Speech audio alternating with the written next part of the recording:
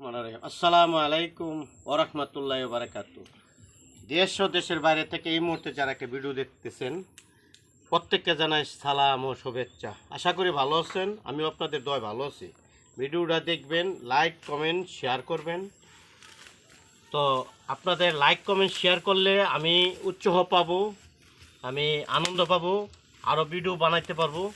দেখেন আমাদের ছোট্ট একটি থাই জাম্বুরার চারা আমি 8 মাস আগে জাম্বুরাটা আমি আইনা রোপণ করছিলাম। দেখেন ইনশাআল্লাহ আল্লাহ পাক কত সুন্দর নিয়ামত যে দিছে। তো আশা করি আপনাদেরকে নিয়ে খাইতে পারবো।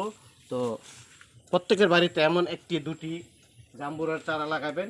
দেখেন জাম্বুরা আরও অনেক জাম্বুরা ছিল, হয়তো ওইগুলো আমি রাখি নাই, কারণ আছে ছোট্ট গাছ, এটা ওজন নিতে পারবো না।